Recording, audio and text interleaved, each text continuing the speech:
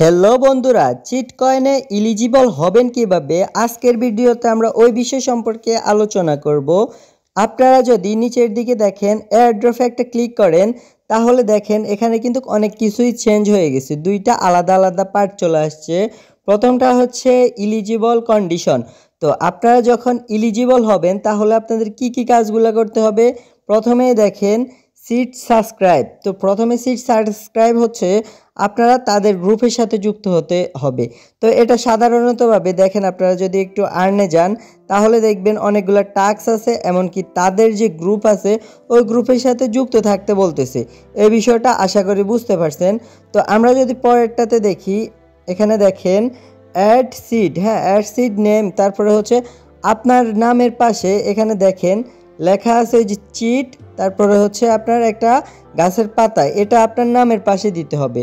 তো আমরা যদি এই অপশানটা দেখি আর্নে যাই, তারপরে দেখেন এখানে একটা টাস্ক আছে যেটা আপনাদের ফিল আপ থাকতে হবে।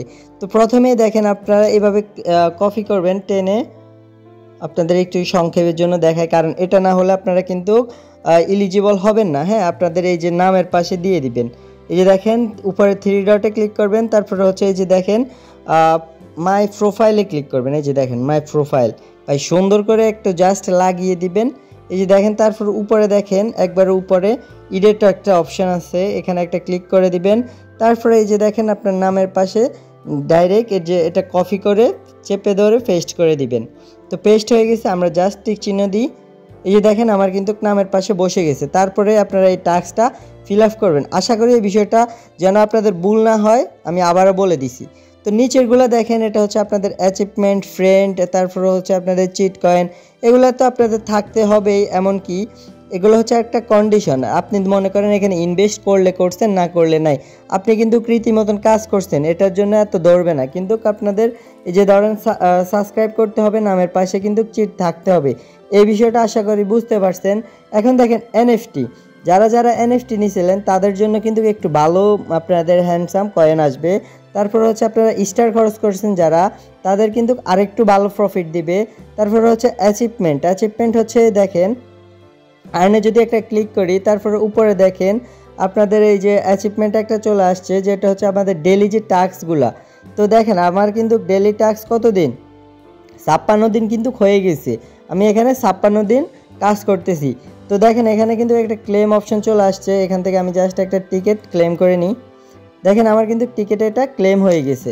তো একটু যদি আমি নিচের দিকে ব্যাগে যাই আবার, তারপরে হচ্ছে অ্যাচিভমেন্টের পরে হচ্ছে ফ্রেন্ডে যদি যাই, আমার কিন্তু ফ্রেন্ড কিন্তু আছে। তো ফ্রেন্ড আপনাদের কিন্তু 20-এর উপরে থাকলে ভালো হয়, আরও ভালো হয়। হ্যাঁ, আর যদি 3-এর উপরে থাকে তাহলে আলহামদুলিল্লাহ আপনারাও এলিজিবল হবেন। আর এলিজিবলের জন্য আপনাদের ফ্রেন্ডের কোনো ক্রাইটেরিয়া নাই।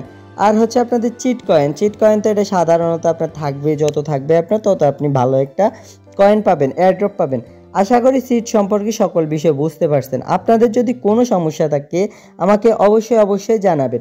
আরেকটা বিষয় আপনাদেরকে ক্লিয়ার করি, চিট কি বাইন্যান্সে লিস্ট হবে?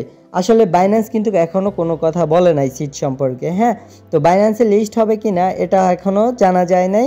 কিন্তু বাইন্যান্সে এখন না লিস্ট হলো আমাদের বাইবিট এমনকি ওকেএক্সকে কিন্তু আমরা উইথড্র করতে পারবো। হ্যাঁ সরি, হ্যাঁ বাইবিট এমনকি ওকেএক্সে উইথড্র করতে পারবো। সাধারণত আমরা সবাই ওকেএক্সে উইথড্র করব, যদিও না আমাদের বাংলাদেশ থেকে ওকেএক্স অনেক সমস্যা করতেছে, কিন্তু বাইবিটে কিন্তু আমরা সাধারণত উইথড্র করতে পারবো না আমরা যারা এনএফটি ইউজার। তো আশা করি এই বিষয়টা বুঝতে পারছেন। এনএফটি যাদের আছে তাদের কিন্তু সুই নিতে হবে। তো সুই নিতে হলে আমাদের গ্রুপের সাথে সবাই যুক্ত থাকবেন, তাহলে আপনারা সবাই সুই নিয়ে ফ্রিতে সুই নিতে পারবেন। হ্যাঁ, সবাই সুই নিয়ে আপনারা এগুলা উইথড্র করতে পারবেন। আশা করি এনএফটি সম্পর্কে যদিও কোনো সমস্যা থাকে আমাকে তাও নক দিবেন। তো দেখা হচ্ছে নেক্সট কোনো ভিডিওতে। সবাই যদি চ্যানেলের মধ্যে নতুন হয়ে থাকেন তাহলে অবশ্যই সাবস্ক্রাইব করে দিবেন।